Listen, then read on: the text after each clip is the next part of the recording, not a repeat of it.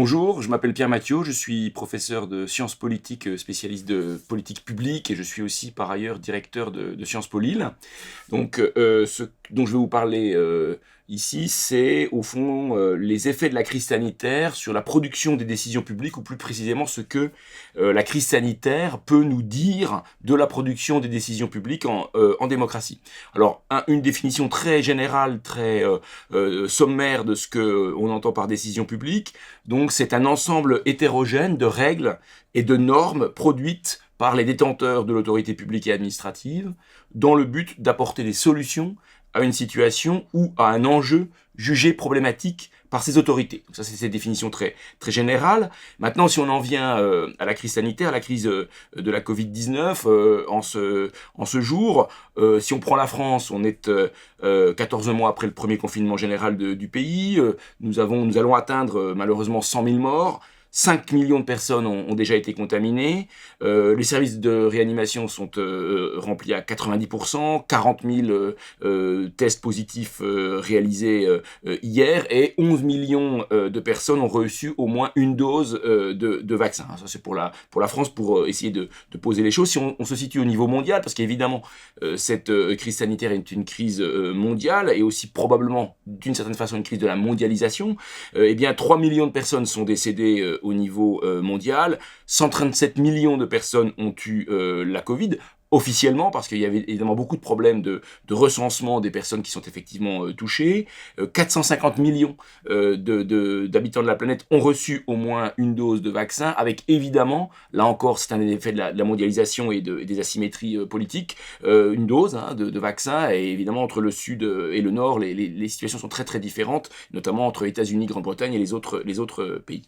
Bien alors, si on regarde une politique publique, en règle générale, on considère, quand on analyse les politiques publiques, que les acteurs publics mettent en place des actions à partir du moment où un problème est arrivé sur l'agenda public ou politique. Donc parfois ça prend beaucoup de temps pour qu'un problème vienne à l'agenda. Bon, évidemment, dans le cas de la Covid, ce que l'on peut dire, c'est qu'on a assisté à une mise à l'agenda sans équivalent dans sa rapidité et dans sa entre guillemets brutalité, c'est-à-dire dans l'intensité des décisions publiques qui ont pu être prises. Et je pense qu'il n'y a pas d'équivalent dans toute l'histoire, disons, contemporaine des politiques publiques et des démocraties, puisque, à l'exception peut-être des mobilisations générales militaires de août 1914 et de septembre 1939, mais sinon, on n'a probablement jamais assisté sur un temps aussi court à une prise de décision publique ayant cette intensité de conséquences sur la vie quotidienne des populations. Et même si on prend par exemple le système éducatif, qui, je vous rappelle, a été totalement arrêté, en tout cas en présentiel, à partir de mars de l'année dernière, même pendant les guerres mondiales, l'école avait continué à fonctionner, alors évidemment dans des conditions très différentes d'aujourd'hui, mais le bac avait eu lieu par exemple, alors que là il a été remplacé par le contrôle continu. Il faut avoir conscience, mais on en a tous conscience, je pense, que le fait de ne pas avoir le droit de circuler, le fait d'avoir une attestation, de pouvoir sortir qu'une heure, le fait, évidemment, donc je l'ai dit, que les écoles soient fermées, ce sont des décisions dont on peut,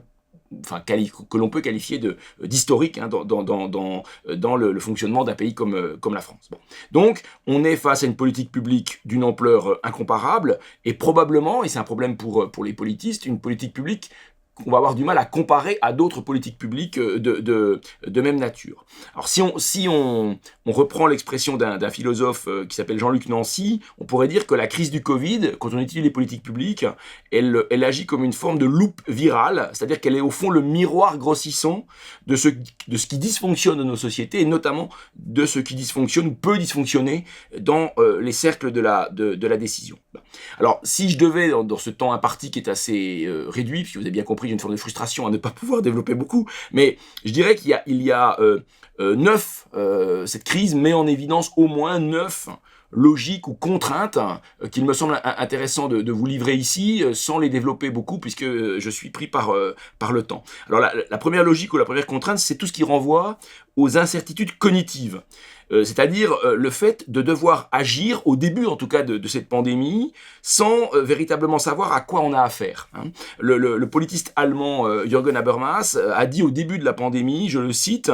« Dans cette crise, il nous faut agir dans le savoir explicite de notre non-savoir ». Et ces incertitudes ont eu ou ont deux significations importantes quand on est un décideur public. La première, c'est que les acteurs publics doivent prendre des décisions dans l'ignorance relative des motifs scientifiques ou, disons, cognitifs qui peuvent justifier ces décisions, et aussi dans le doute quant aux effets, aux conséquences de leurs décisions. D'accord ? Donc ça a bien fonctionné, ça a fonctionné bien, de façon tout à fait forte au début de la pandémie. On peut dire aujourd'hui, si on regarde la problématique des variants et des incertitudes autour des variants, de leur contagiosité, etc., notamment le variant brésilien, eh bien on peut dire que cette incertitude, elle demeure, même si, bien évidemment, la connaissance scientifique et politique de la Covid a beaucoup progressé. Deuxième signification de ce que disait Habermas, c'est que du côté des citoyens, de ceux qui sont finalement les usagers ou les destinataires de la décision publique, eh bien, pour nous citoyens, il s'agit d'accepter de considérer que ceux qui nous gouvernent, et que l'on a désignés d'une manière ou d'une autre par un processus démocratique, donc ceux qui nous gouvernent, agissent en ne sachant pas exactement ce qu'ils font,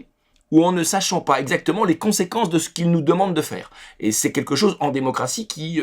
évidemment, est très problématique, ou peut-être très problématique. Donc ça, c'est la première logique sur laquelle j'ai développé un peu. Là, je vais aller plus vite. Ensuite, on a, deuxièmement, ce qu'on appelle les contraintes mimétiques, c'est-à-dire que les décideurs publics ont agi probablement en regardant ce que les autres faisaient dans d'autres pays, et ont parfois eu tendance à suivre ce que faisaient d'autres pays, à ne pas suivre ce que faisaient d'autres pays, avec une vraie difficulté à tracer leur propre chemin, en disant que quelque part, ils s'émancipaient de ce que pouvaient faire les Allemands, les Vietnamiens, les Hongkongais, etc. Donc ce mimétisme, qui est évidemment d'autant plus important qu'on est dans des sociétés mondialisées, des sociétés de la communication en temps réel. Troisième point, pardon, c'est là pour le coup plutôt une forme de méfiance, une méfiance par rapport à ce qu'on pourrait appeler l'illusion rétrospective, ou si vous préférez la rationalité a posteriori. Je dis cela parce que à partir du moment où la gestion publique de la Covid a commencé en février-mars de l'année dernière, on a assisté à quand même beaucoup de prises de parole publiques d'acteurs politiques qui sont pas au gouvernement, ou d'intellectuels, d'universitaires, etc., qui ont en gros expliqué ce qu'il aurait fallu faire, mais ils l'expliquaient en s'appuyant sur des informations qu'ils avaient récupérées après le début de la crise, donc des informations dont ne disposaient pas les décideurs au départ. Donc vous voyez bien qu'il est assez facile d'entretenir cette illusion rétrospective, puisque évidemment quand on analyse en 2021, en avril 2021, ce qu'il aurait fallu faire en mars 2020, on l'analyse à l'aune d'informations dont on dispose en avril 2021 s'agissant de la Covid, et qu'on n'avait pas en mars 2020. Bon. Quatrième point, c'est la force, l'intérêt de la comparabilité internationale de ce qui se passe. On le voit aujourd'hui en ce moment avec comment on vaccine, etc., etc., mais aussi les limites majeures de cette comparabilité internationale pour au moins deux raisons. La première, c'est que les informations dont on dispose ne sont probablement pas de même nature selon les pays. On sait bien que les Russes disent n'avoir que 100 000 morts. C'est probablement très très contestable. Certains pays, le Vietnam par exemple, prétend n'avoir pratiquement pas eu de morts. Voilà, donc on a là des problématiques d'un usage politique de la Covid dans le sens de diminuer le nombre de morts ou d'exagérer le nombre de personnes vaccinées. On le voit actuellement puisque la Chine a reconnu que son vaccin n'était pas si performant que cela. Donc il faut faire très attention à la comparabilité internationale. Et puis aussi, il faut avoir une approche culturaliste de cette comparabilité. Je veux dire par là que quand on regarde ce qui s'est passé en Corée du Sud, par exemple, qui est souvent présenté comme exemplaire par rapport à la France, puisque c'est un pays comparable en termes de nombre d'habitants, il faut pas oublier que la Corée du Sud est un pays dont la culture politique est une culture, et la culture même sociétale, est une culture de l'acceptation de mesures autoritaires, liées notamment à la présence de la Corée du Nord et au risque permanent de guerre. Donc une acceptation beaucoup plus importante par les populations de décisions de nature autoritaire, par exemple le confinement imposé aux personnes malades, et aussi une culture d'une zone géographique du globe qui a été historiquement habituée à devoir gérer, faire face à des crises sanitaires très très graves, donc avec une routinisation dans l'usage du masque, des distances entre les individus qui ne peut pas exister en Europe. Donc cette dimension culturaliste, elle doit être très prise en compte lorsqu'on étudie ce type de problématique. Cinquième point,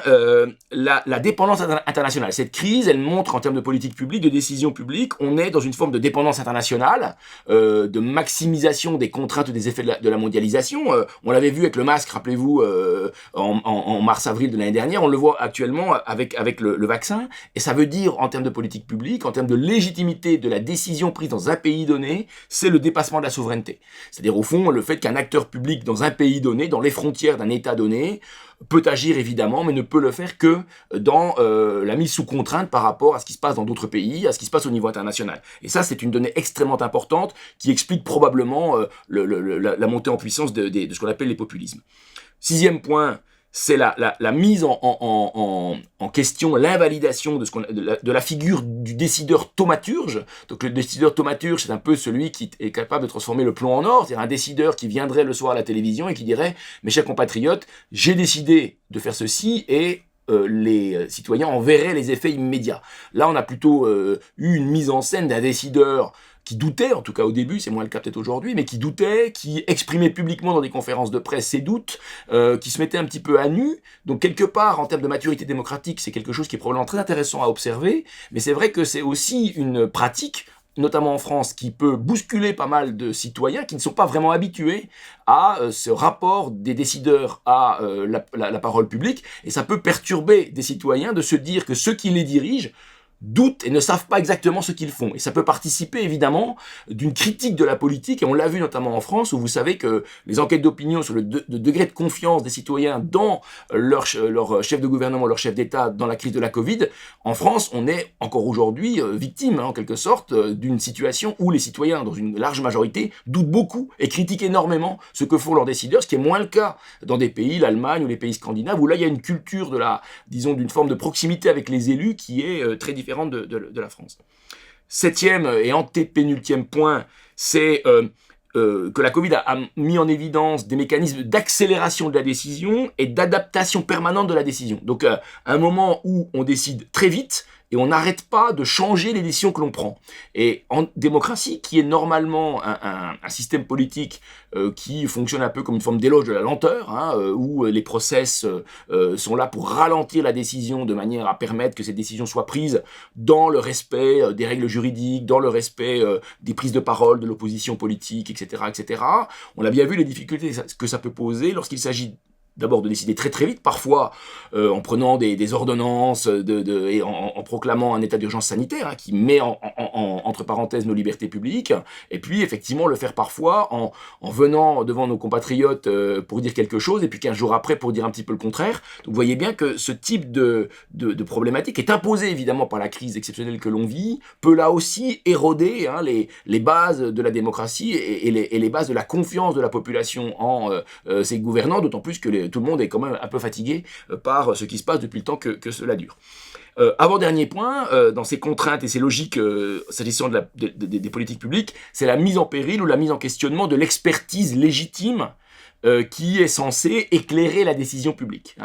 Une décision publique, dans une approche un peu théorique ou un peu générale, ou un peu idéaliste, la décision publique, elle est éclairée par une expertise technique, scientifique, cognitive, qui vient lui donner sa force et sa légitimité auprès de la population. Et là, on a vu, surtout évidemment dans les premiers mois de la Covid, que les incertitudes scientifiques autour de la Covid ont conduit les décideurs à hésiter beaucoup, à émettre des doutes, et puis, bien sûr, ont alimenté ou a alimenté l'expression d'une expertise, entre guillemets, ou d'expertise concurrente, présentée parfois par quelques médecins, mais aussi par des personnes qui n'avaient pas vraiment beaucoup de légitimité, et c'est venu, vous voyez, heurter en quelque sorte l'expertise légitime, avec une très très grande difficulté pour les porteurs de cette expertise de faire valoir leurs arguments, parfois contre des personnes qui n'avaient aucune compétence dans le domaine de la Covid, et ça aussi, c'est venu chambouler en quelque sorte nos repères en matière d'analyse des politiques publiques. Et le dernier point, bien sûr il fallait terminer par là, c'est que nous sommes dans des démocraties postmodernes, qui sont caractérisées par le règne de la communication et la maximisation de l'influence de la communication et de l'influence aussi, bien sûr, dans cette communication des réseaux sociaux. C'est-à-dire qu'on est dans des mécanismes de décision qui doivent être prises sous le regard permanent H24, jour et nuit, des médias, les chaînes de télévision à flux continu, les réseaux sociaux, qui relayent, qui amplifient. Et pour les décideurs politiques, il est extrêmement compliqué de gérer une situation et de prendre des décisions en faisant abstraction de cet environnement communicationnel qui fonctionne comme une mise en pression, une mise en doute des décisions qui sont prises, et qui vraiment, là aussi, interroge la démocratie. Alors bien sûr, la Covid, comment dire, n'est pas le premier exemple qui permet de montrer l'importance probablement disproportionnée de ces réseaux sociaux de la communication, mais je crois que c'est un tournant là aussi, parce qu'on se rend bien compte que on ne sortira pas indemne sur le plan de notre rapport à l'information, à la communication, aux réseaux sociaux, de cette crise de la Covid. Voilà, donc je voulais juste vous donner 9 points ou 10 points rapides, et très rapides, je m'en excuse, sur ce que cette crise peut nous dire en matière de manière de produire les décisions publiques. Je terminerai simplement en disant que on aura besoin évidemment de faire ce qu'on appelle dans le jargon un peu militaire ou médical un retexte, donc un retour d'expérience. Là on est encore en train d'essayer d'analyser une politique publique qui est en train de se faire, puisque malheureusement elle n'est pas terminée, et que bien sûr une partie des analyses qu'on a pu déjà faire, et que je vous ai livré très très rapidement ici, devra être revue à l'aune, disons, d'une expérimentation, enfin d'une expérience et d'une analyse qui se fera lorsque tout sera terminé. Donc j'espère évidemment pouvoir revenir. Ça voudra dire qu'on a une bonne nouvelle, c'est qu'on a pu se débarrasser définitivement du masque et que la vie revient à peu près normalement. Je vous remercie.